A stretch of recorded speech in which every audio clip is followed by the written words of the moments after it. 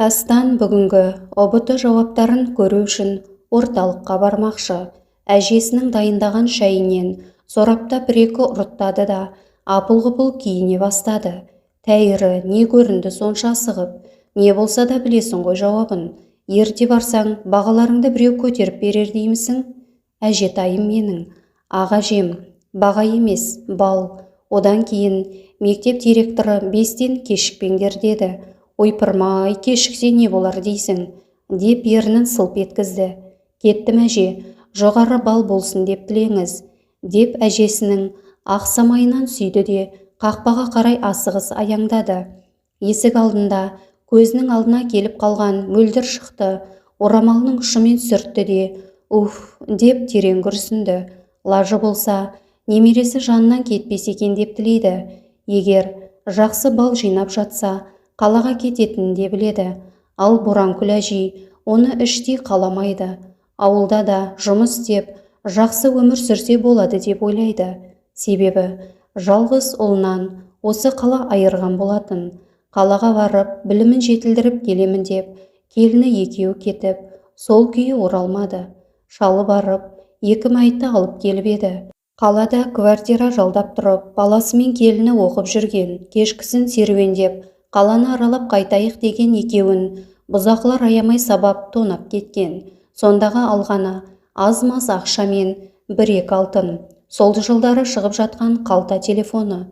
Сол болмашы заттарға бола аяусыз соққалғаннан кейін екеуі де сол жерде жан тәсілім етіп еді.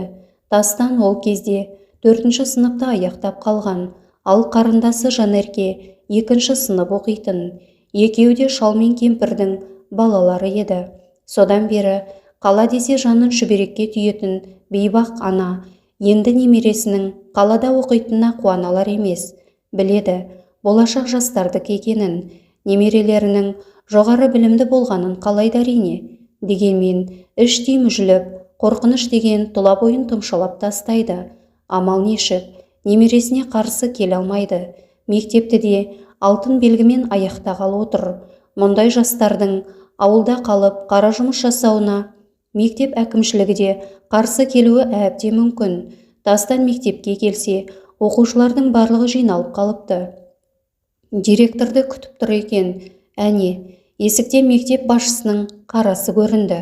Ал оқушылар, алдымен жақсы жаңалықпен бастайын. Біздің мектептің ортақ көрсеткіші былтырғы жылға қарағанда 2 есе жоғары. Аудан әкімінің алдында көкірегімді керіп тұрып, сендермен мақтандым. Ол әрине білім берген ұстаздардың және сендердің жетістіктерің. Рахмет, рахмет, деп әр жерден оқушылардың дауысы шықты. Ал енді ұбт нәтижесімен бөлісейін, ескерте кетейін. Өту балына жетпей қалған оқушы жоқ, деді күлімсіреп. Асфендияров Тастан. Мен, деді Тастан директорға қарап. Құттықтаймын, 118 бал. Қуанып кеткен Тастан жанындағы жолдасын құшақтай алды. Мектептің алдыңғы көрсеткіші, қуанышы қойнына сияр емес. Езуі жиылмай үйіне келе жатыр. Ұшқыр ойы қаладағы жақсы университеті шолып қайтты. Қайда оқитынында ойластырып жатыр. Атасы мен әжесіне мына қуанышын қалай жеткізуді де ойлап қояды. Бірінші қалжыңдап, өтірік айтпақшы болды да, артынша райынан қайтты. Үйге келсе, атасы мен әжесі кешкі асқа енді отырып жатыр екен. Қарындасы Зере дастархан дайындап жүр. Мен бірдеңе айтайын деп едім. Қанша бал болыпты аға, деді Зере дереу. Мектептегі ең жоғары бал менікі, 118 бал, деді күлімдеп. О, жарқыным, о, алтыным, ақылдым менің. Құтты болсын балам, мінекей сүйіншің, деп атасы төс қалтасынан бумаждалған 2 қағаз ақша алып немересіне берді де маңдайынан иіскеді. Еріксіз келген, көз жасын білдірмей, қол орамалмен бір сүртіп алды. Кім білсін, бәлкім ұлы есіне түсті ме? Ұлы да өте білімді еді. Біліп едім, ең бірінші болуыңды, жарығым сол, тоқтарымның тұяғы ғой, деп әжесі кемсеңдеп жылап жіберді. Ой, осы әжемше, қуанышты жаңалықтың соңын жылап аяқтайтының не осы, деп Тастан әжесін құшақтай алды. Менің ағам, деп Зере еркелеп ағасының мойнына асыла кетті. Сен де жақсы оқысаң, осылай мектеп алды боласың, деді күліп қарындасына. Онсыз да сынып старысты екенімді ұмытпа. Осылай қуанышты күйде шүйіркелесіп олар кешкі астарын ішті. Жаз бойы атасына көмектесіп, шөп жинап, қора соғып, арасында құжаттарын дайындап, күз жақындағанда Тастан оқуға жиналды. Әсем қала, Алматыға арман қуып келген Тастан бірден студенттік өмірге бас сұғып кетті. Тек сабаққа дейін қойды. Курстастарымен де жақсы араласып кетті. Мамандығы техника жағы болғандықтан қыздар аз. Басым көпшілігі ұлдар. Тастан білімімен университетте де дереу көзге түсті. Ұстаздардың мақтанышына айналып үлгерді. Неше түрлі конференцияларға барып, жүлдемен оралып, өзінің мықты идеялармен жасаған жұмыстарын қорғап жүрді. Қанша сабаққа ден қойып, уақыты тапшы болғанымен, кешкісін міндетті түрде бір сағатын шалғайдағы ауылдағы үйіне бөледі. Әжесінің даусын естімесе, көңіл күйі болмайды. Оның үстіне әжесі де ренжиді. Қарындасының сабағын қалада отырып тексереді. Атасына жіті тағайындайды. Көшеге көп шықпасын, сыныптастарымен отырысқа бармасын деп құлақ етін жейді. Оған ауылда жүріп зере күйіп піседі. Не шаруасы бар екен айдаладағы менде.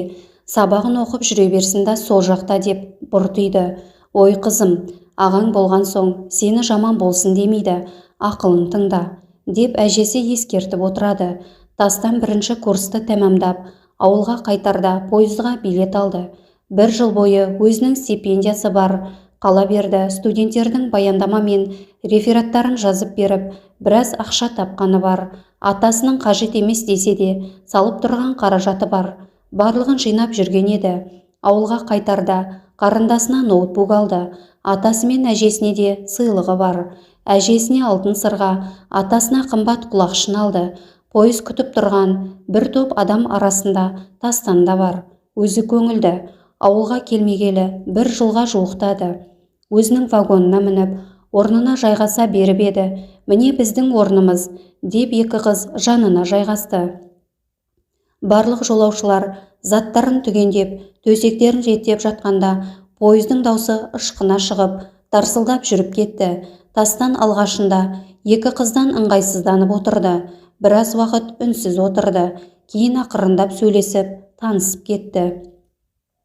Өзінің көрші ауылының қызы екен. Жанындағы қыз құрбысының ауылына қыдырып бара жатыр екен. Осы Алматының шеткі аудандарына тұратын көрінеді. Діттеген жеріне жеткенше Тастан қыздармен жақсы араласып, тіл табысып кетті. Пойыздан түскен үшеуі енді ауылға такси ұстады. Көрші ауыл болғандықтан таксиге бірге отырды. Жол бойы әңгімелері таусылмады. Студенттік өмірдің қызығын айтып, әзіл қалжыңдары таусылмады. Динара мен Маржанда бірінші курс студенттер екен. Бірінші ауылдан Тастан түсіп қалды да, қыздар ары қарай ауылдарына кетті. Екеуінің де телефон номерлерін алған Тастан заттарын көтеріп, көше бойлап аяңдап келеді. Ішінде бір ерекше сезім бой көрсетті. Ауылына, үйіне деген сағыныш сияқты еді. Қазір ол сезім мүлде басқа арнаға ауып кеткен сияқты. Ойына Маржанның қылықтары келе берді. Еріксі жымиған Тастан ойланып келе жатып, үйінің есік алдына жеткенінде байқамай қалды. Ақырын қақпаны ашып еді. Әжесі огородтан шықпай тірлік істеп жүр екен. Қарындасы да жазғы демалысқа шығып, әжесіне көмектесіп жүр. Атасы көрінбейді. Сірә малға кеткен болар, немесе егістікке. Атасы мен әжесі жасы келген кісілер болса да, әлі қайраты мен қажыры қайтпаған өте еңбекқор кісілер.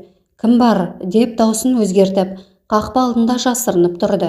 Әлі де балалығы қалмаған Тастан әжесіне еркелемекші. Кім әй, кіре бер, есік ашық, деп әжесі қолын етегіне сүртіп, сәкіге жайғасты. Әй, кіре бер дейім, Зере, есікке баршы қарағым. Біреу келіп тұр. Жарықтың ақшасына келді-ау. Я, светтің ақшасына келдім. 2 айды төлемепсіздер, қиып кетпекшімін, деді Тастан. Көтек, не дейді? Анам ашыған шал төлеуді ұмытқан шығар. Әй бала, тұра тұр қимай, қазір беремін, деп орнынан тұра беріп еді. Артынан келіп, немересі қапсыра құшақтай алды. Әжем менің, аңқау әжем, деп әжім торлаған бетінен шөлпілдетіп сүйе берді. Не дейді тұқымың көбейгір, жаным-ау, тастансың ба, жарығым сол, қашан келгенсің, сен бе айқайлап тұрған, алтыным, менімен ойнайды бұл, деп немересін құшақтап маңдайынан сүйіп, абыр-сабыр болды. Аға, деп жүгіріп келген Зере ұмтылып келіп, ағасын құлата жаздады. Ноутбук алғаның рас па, көрсетші. Бұл мені емес, сыйлығымды күткен ғой, деп мұрнынан қысып қойды да, Тастан базарлығын аша бастады. Атам қайда? Атаң егістікте су суарып жатыр. Тастан кешке дейін үйде болды. Ары-бері үй үшін ауланы айналып шықты. Үйден кеткеніне 1 жылға жуықтапты. Үй іші тап-тұйнақтай. Әжесі өте пысық адам, қарындасы да соған үйренген. Атасы жинақылықты ұнатады. Содан соң уақыт бірінші орында тұрады бұл үйде. Міндетті түрде таңғы 8-де таңғы аста дастархан басына жиналады. Түскі ас түскі 1-де. Не асып, не жетпей дастарханға жиналмайды. Тамақта сол кезде дайын тұрады. Кешкі 10-нан соң бөлмелеріне кіріп кетеді. Бұл үрдіс болып, әдетке айналғалы қашан екенін Тастан білмейді де. Көз ашып көргелі осы. Ата-анасы да осыған үйренген кісілер еді. Сондықтан да болар. Берекесі бар үй. Кешкі тамақтан соң атасымен біраз шүйіркелесіп, Тастан сыртқа шығуға беттеді. Атасы, түн ортасында жол болсын, деді. Жоқ, сыртқа шығамын әшейін, деген Тастан қаладағыдай емес, баяғы қалыптасқан әдет бойынша уақытылы төсегіне жатты. Ертеңіне ауылға біртіндеп келіп жатқан сыныптастарымен кездесіп, кешке дейін үйге келмеді. Бірақ бәр ойы көрші ауылда барып қайтуды жөн көрді. Ертеңіне жолдас жігітпен көрші ауылға барып, Динараға қоңырау шалды. Төртеуі ауыл шетіндегі өзенге келіп, көк майса шөптің үстінде отырып, кешке дейін әңгімелесті. Маржанның жүзі бал-бу жайнап, ерке қылығымен Тастанды өзіне ынтықтырып қойды. Маржанның да Тастанда көңілі бар екені сезіледі. Кеш бата олар ауылға қайтты. Ертең Маржан өзінің үйіне қайтады екен. Тастан пойызға дейін шығарып салуды жөн көрді. Динара да бармақшы болған. Бірақ Тастан өзім шығарып саламын деп бой бермеді. Екеуі таксилетіп қалаға теміржол вокзалына келіп кірді. Жолға қажетті азық-түлік алып вагонына жайғастырып берді. Қоштасып қол бұлғап түсіп қалды. Екеуінің де көздеріне қимастық сезімі байқалады. Солай Маржан пойызбен, Тастан таксимен өз үйлеріне қайтты. Жаз бойы бел жазбай атасымен еңбек еткен Тастан жаздың соңына қарай қалаға тағы да дайындала бастады. Бұл жолы ерекше қуанышты. Себебі мұны Маржан күтіп алмақшы. 3 ай бойы тек телефонмен сөйлесіп жүрген қос ғашық бір-біріне сезімдерін білдіріп те үлгерген болатын. Ауылда жұмыс жасап, аз-маз қаражат та тапты. Атасы қояр да қоймай ақша берді. Әжесін құшақтап ұзақ тұрған Тастан енді қарындасының бетінен сүйіп, қоштасып қалаға бет алды. Қарындасына өте көп тапсырмалар беріп кетті. Келесі келгенімде ұбт-дан жоғары балмен күтіп ал мені, деп қатаң ескертті. Биыл Зере бітіруші сынып. Ол да ағасы секілді оқу үздігі. Жоғарғы білікті дәрігер болғысы келеді. Әжесі бала кезінен Зеренің ақ қалат киіп жүруін армандайтын. Зере ұбт-ға ағасымен бірге дайындықты бастап еді. Сондықтан да еш уайымсыз, өзіне сенімді. Тастан пойызда бара жатып, телефонда Маржанмен сөйлесіп барды. Ертең күтіп алуға келетінін айтқан ғашығы Тастанды тағатсыздана күтуде. Сөйлесіп жатып, көздері ілініп кеткен екеуінің әңгімелері тәтті түске жалғасты. Таң ата оянған Тастан сағатына қарады. Пойызда біраз адамдар өзгеріпті. Түсіп қалғандар бар, жолай мінгендер бар. Алматының 1-ші вокзалына келген жігіт заттарын алып түсіп қалды. Тура вагонның есігінің алдында күлімдеп Маржан тұр. Қанша іштей жақсы көріп тұрса да, қол беріп амандасқаннан әрі аса алмады. Екеуі теміржол вокзалының алдына шықты. Жол жиегіндегі скамейкалардың біріне келіп жайғасты. Ұзақ уақыт сөйлеспеген адамша әңгімелері тоқтар емес. Бірер сағат отырған соң екеуі бөлек өздерінің жатақханаларына кетті. Кешке дейін тынығып, кешкісін қаланы аралауға шықпақшы. Жатақханаға келсе, вахташы апаймен қарауыл ғана бар екен. Студенттерден алғаш болып келген Тастан екен. Жайғасып, заттарын реттеп, вахтадағы апай қарауыл үшеуі шай ішіп алды. Былтырғыдай емес, таныс болып қалған. Оның үстіне Тастанды жақсы жігіт деп барлығы жақсы араласады. Кешкісін Тастан Маржанмен кездесті. Осылайша жаңа оқу жылы басталып, ақырын уақыт сырғып өте берді. Сабақтан бос уақытында Маржанмен бірге жүреді. Кітапханаға да бірге барады. Сабақты да бірге оқиды. Маржан аздап оқуға жалқаулау, бірақ Тастанның арқасында сабағы да дұрысталып келеді. Сабақтан қалдырмайды. Сабақта қыдырғанды ұнататын Маржан Тастанның қаталдығымен оны да ұмытты. Тастан үйінен хабар алуды да ұмытпайды. Әжесі немересімен сөйлессе, міндетті түрде бір жылап алады. Оған Зере мазақ етіп күледі. Ертең мен оқуға кетсем де осылай жылайсыз ба? Ай, қайдам, сіз Тастанды көбірек жақсы көресіз, деп өтірік ренжиді. Ауылдағы біреуден алдын, біреуден кейін өмір сүріп жатқан бұл отбасы осылайша бақытты күн кешіп жатты.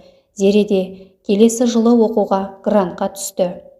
Зере оқуға кеткелі атасы мен әжесі соқа бастары сопайып екеуі ғана қалды.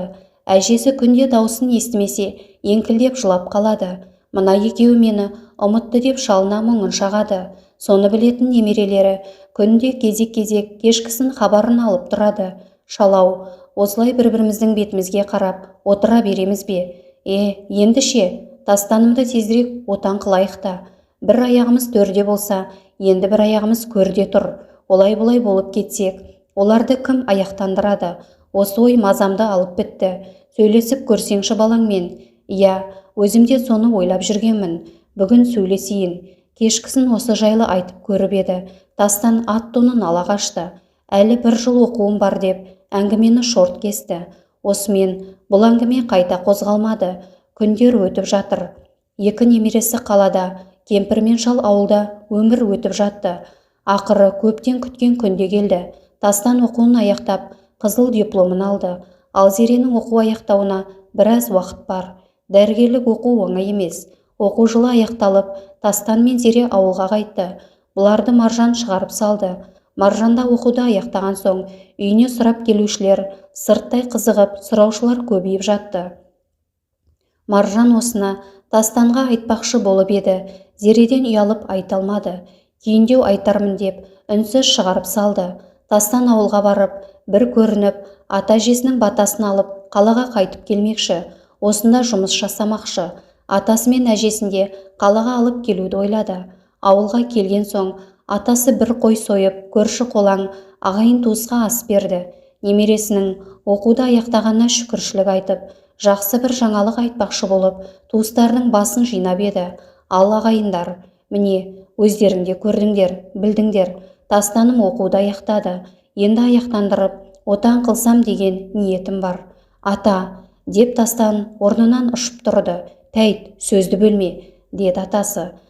Тастан үнсіз жер шұқып отыра кетті. Ағайын туыстар жөн-ақ десіп тарады.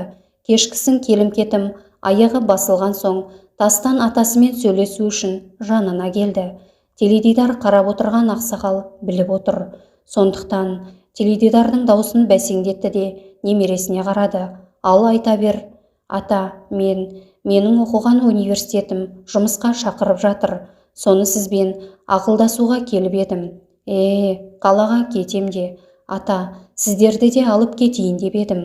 Төрімізден көріміз жақын боп тұрғанда, қалада не бар дейсің бізге? Не дейді көтек, қаласы нес? Болды жетер, 4 жыл жүргенің. Соның өзінде әрең шыдадым. Сол қала деп бізді тастап кеткен әке-шешеңді ұмыттың ба? Ол енді баяғы заманда ғой әже. Қазір заман дамыған. Әр көшеде күзет қызметшілері жүреді. Ондай бұзақылық тыйылған ғой. Әңгімені қысқарт. Үйленіп осында тұрасың. Жә, қала деп асықсаң, атаң екеуміздің көзіміз кеткен соң, қайда барсаң онда бар. Оған дейін осында боласың. Әңгіме бітті, деді де әжесі сыртқа шығып кетті. Еш амалы қалмаған Тастан бөлмесіне барып төсегіне құлай кетті.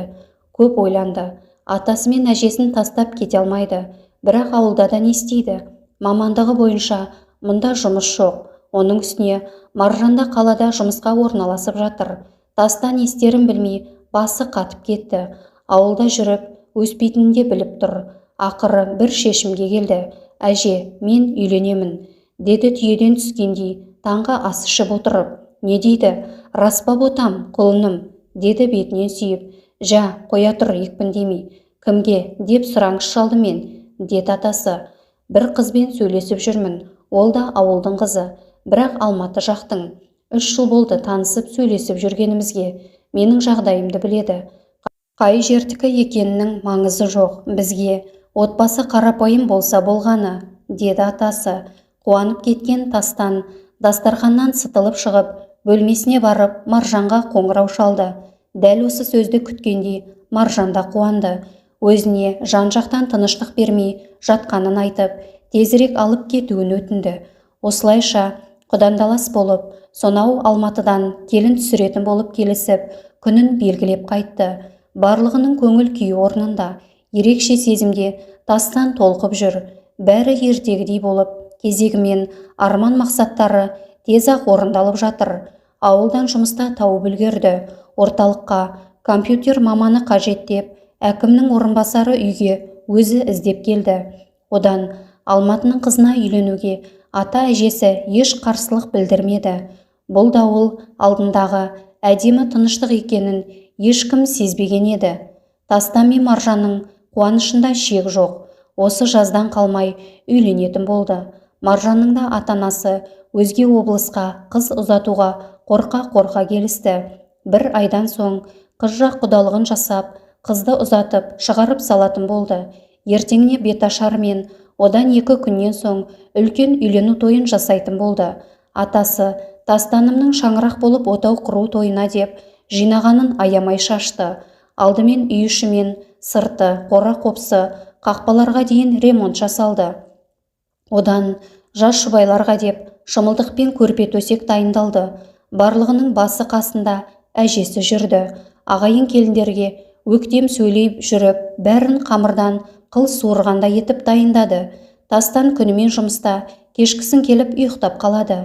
Маржанда анасымен күнде базар аралап шаршайды. Тіпті сүйіктісімен сөйлесуге шамасы келмей сілейіп құлайтын. Солай жүріп, той да жақындады. Тастанның үй іші тағы 5-6 ағайынды кісілер болып, ұзақ жолға көлік жалдап құдалыққа аттанды. Қалған туыстар осында қалып беташарға дайындықты бастады. Зере де үйде қалды. Себебі мұндағы тірлікке керек болды.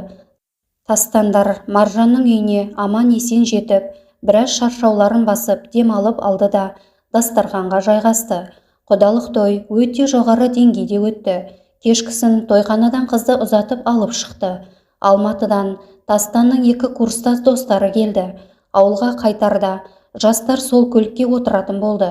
Құдалыққа барғандар жалданған көлікпен ауылға қайтты. Алматыдан 2 көлік бірге шықты. Десе де жеңіл көлік емес пе? Оның үстіне жас жігіттер айдаған соң алдына шығып ұзап кетті. Атасы Тастанға қоңырау шалумен болды.